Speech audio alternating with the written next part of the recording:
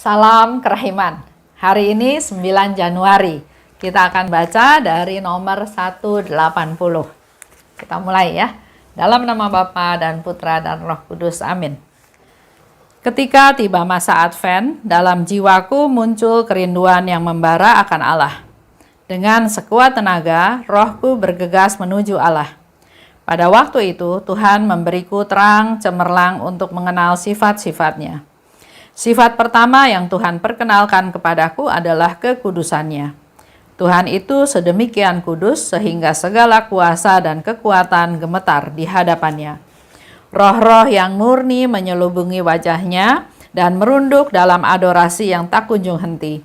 Dan hanya dengan satu kata mereka mengungkapkan hormat yang paling tinggi, yakni kudus.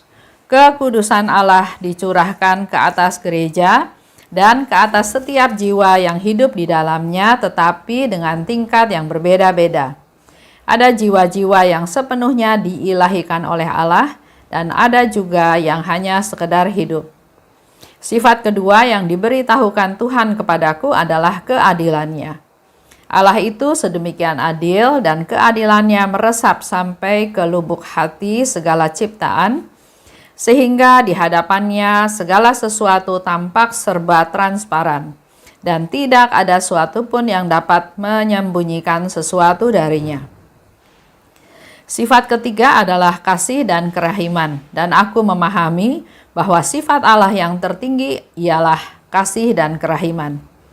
Sifat ini menyatukan ciptaan dengan pencipta. Kasih yang paling besar dan kerahiman yang paling dalam ini kukenal dalam penjelmaan Sang Sabda dan dalam penebusan umat manusia. Dan disinilah aku menyadari bahwa inilah sifat Allah yang paling tinggi. Waktu itu Suster Faustina cerita, waktu itu masa Advent ya. Muncul kerinduan yang membara akan Allah. Segera rohku bergegas menuju Allah. Tuhan memberiku terang cemerlang untuk sifat-sifatnya. Sifat pertama Tuhan, kekudusannya. Sedemikian kudus sehingga segala kuasa dan kekuatan gemetar di hadapannya. Roh yang murni yang menyelubungi wajahnya merunduk dalam adorasi dan mengungkapkan hormat yang paling tinggi dengan berkata satu kata kudus. Seperti kita dalam perayaan Ekaristi juga ya, kudus, kudus, kuduslah Tuhan. Ungkapan pujian memuliakan Tuhan. Tuhan yang kudus. Sifat yang utama, yang pertama dari Tuhan itu adalah kekudusannya. Bandingkan dengan apa yang kita lakukan dalam perayaan Ekaristi dengan berkata, kudus, kudus, kuduslah Tuhan. Mari kita meniru, mencontoh roh yang murni, yang sungguh-sungguh memuji Tuhan, memuliakan Tuhan, enggak dengan banyak kata-kata, tapi hanya kudus. Satu kata, kudus, memuliakan, menghormati Tuhan. Kekudusan Allah dicurahkan ke atas gereja dan ke atas setiap jiwa yang hidup di dalamnya, tapi dengan tingkat yang berbeda-beda. Jadi, kekudusan Allah dicurahkan kepada gereja, tapi juga kepada kita semua. Kita semua yang hidup di dalam kekudusannya, yang berusaha hidup kudus, yang hidup kudus, yang hidup melaksanakan perintah Tuhan, yang hidup tidak melanggar perintah Tuhan. Tapi di sini dikatakan kekudusan Allah yang dicurahkan, diberikan kepada kita dengan tingkat yang berbeda-beda. Oleh sebab itu, jangan pernah kita membandingkan saya dengan orang lain. Banyak orang yang bilang bahwa hidup nggak usah terlalu suci, nggak usah terlalu kudus. Dibandingkan dengan dia, saya lebih oke. Dibandingkan dengan orang itu, saya jauh di atas orang itu. Jadi bukan untuk dibanding-bandingkan. Kita urusannya sama Tuhan. Pribadi lepas pribadi tidak sama dengan yang lain. Oleh sebab itu, mulai hari ini jangan banding-banding. Jangan merasa saya lebih oke semuanya, tapi kok hidup saya susah. Dia banyak nipu, banyak berbuat jahat, tapi kok hidupnya senang. Jangan pernah membanding-bandingkan. Karena di sini dikatakan dengan tingkat yang berbeda-beda. Sama seperti cerita tentang talenta. Tuhan memberi 5 talenta, memberi 2 talenta, memberi 1 talenta. Jadi Tuhan punya rencana terhadap kita semua. Hidup ini misteri, kita juga nggak bisa terlalu tahu apa yang ada dalam rencana Tuhan. Tapi yang pasti kita tahu, Tuhan mengasihi kita. Tuhan minta kita memakai talenta-talenta yang Tuhan beri untuk kepentingan orang banyak, untuk kepentingan orang lain. Begitu pula dengan kekudusan ya. Jadi kita tahu jangan pernah merasa bahwa saya lebih kudus dari orang lain. Urusannya sama Tuhan. Ada jiwa yang diilahikan oleh Allah, tapi ada juga yang sekedar hidup. Itu yang tadi saya katakan, jangan membandingkan. Bahkan suami istri juga jangan membandingkan. Atau kalau kita punya anak-anak, jangan membandingkan. Karena ada perbedaan. Ada jiwa yang diilahikan oleh Allah. Tapi ada juga yang sekedar hidup. Sifat yang kedua, yaitu tentang keadilannya. Allah sedemikian adil dan keadilan meresap sampai ke lubuk hati ciptaan. Allah itu sungguh Allah yang adil, Allah yang maha adil. Segala sesuatu di hadapannya tampak serba transparan. Tidak ada suatu pun yang dapat menyembunyikan sesuatu darinya. Ya, jadi karena Allah sedemikian adil, maka keadilannya itu meresap dalam lubuk hati ciptaan, dalam lubuk hati kita semua. Jadi sebetulnya kita tahu mana yang adil, mana yang tidak adil. Tapi sering karena untuk kepentingan diri sendiri, untuk kepentingan orang-orang yang kita kasihi, maka timbangan keadilan itu menjadi tidak setara. Dan sebetulnya tidak ada sesuatu pun yang dapat disembunyikan dari Tuhan. Tuhan tahu. Jadi walaupun kita ngomong sama orang, oh ya adilnya seperti ini, tapi Tuhan memberikan kita sifat keadilannya itu untuk kita tahu dalam hati nurani kita masing-masing, karena keadilannya meresap masuk ke lubuk hati. Jadi kita sebetulnya tahu tentang adil tersebut. Dan sifat yang ketiga adalah cinta dan kerahiman. Jadi pertama tadi kekudusan, kedua keadilan, dan yang ketiga adalah kasih dan kerahiman. Dan inilah sifat Allah yang paling tinggi. Karena dengan kasih dan kerahiman, sifat inilah yang menyatukan kita ciptaan dengan penciptanya.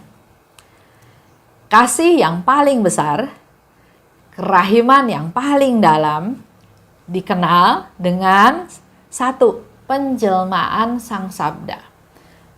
Di Injil Yohanes ya kita tahu, pada mulanya firman dan seterusnya ya. Jadi kasih yang paling besar dan kerahiman yang paling dalam dinyatakan, dibuktikan dengan penjelmaan Sang Sabda. Dan yang kedua, penebusan umat manusia. Yesus, anak Allah, datang ke dunia untuk menyelamatkan kita semua manusia berdosa. Dia berkorban bahkan sampai wafat di kayu salib. Katakan tadi ya, kasih yang paling besar. Kita ingat lagi di Injil Yohanes.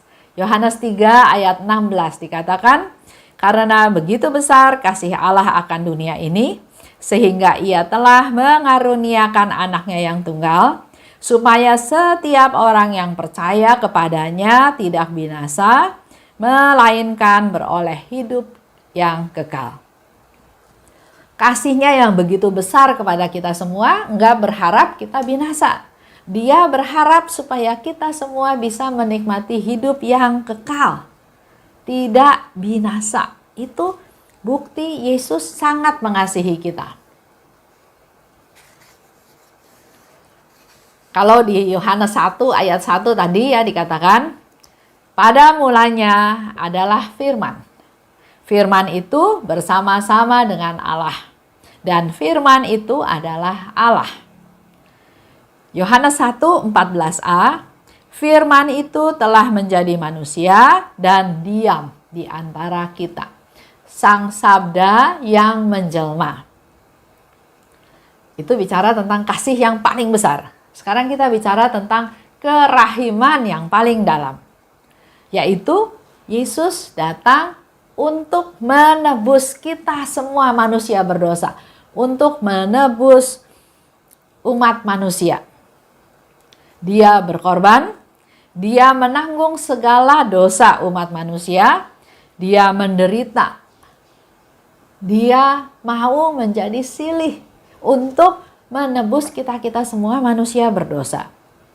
Kalau lihat di Injil atau di kitab suci ya, di Yesaya 53, itu juga dibicarakan tentang Yesus yang dihina, ditindas, dihindari orang.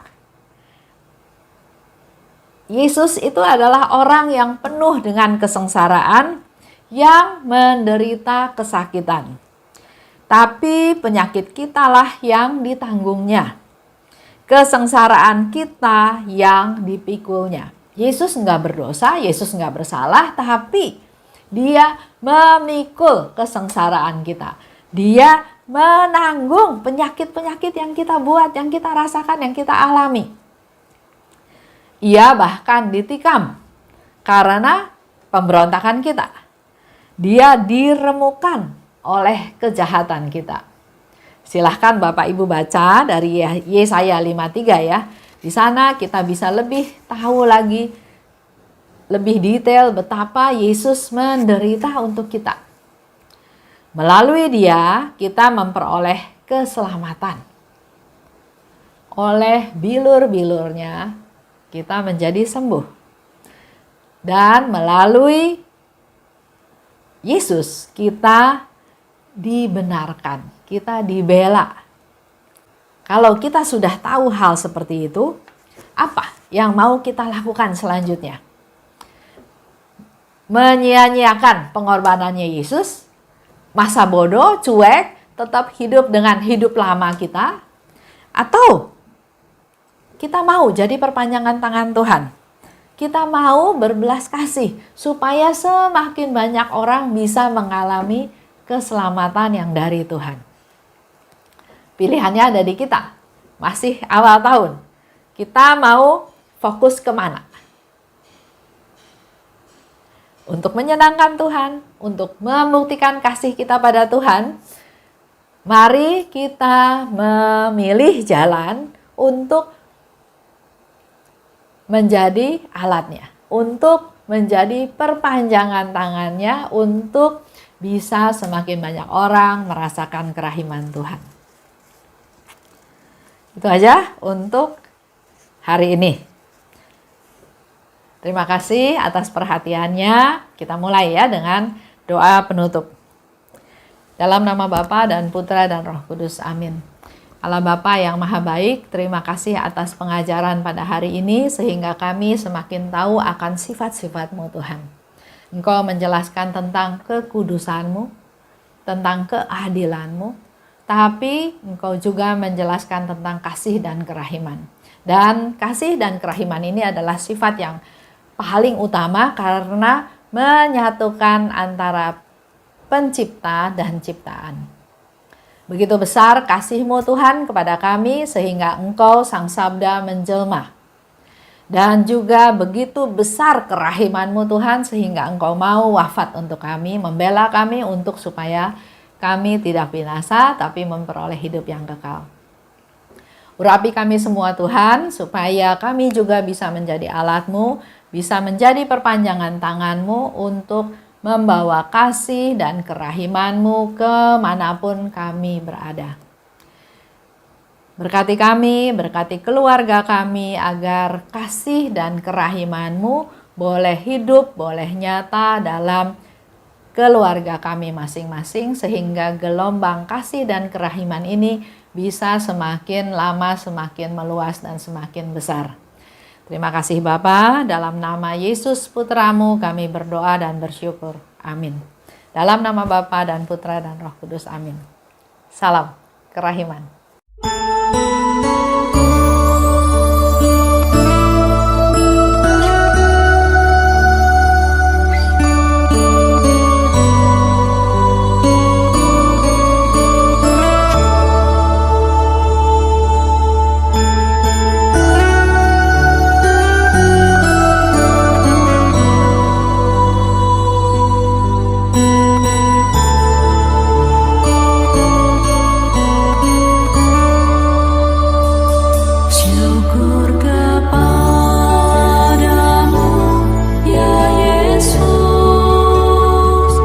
Atas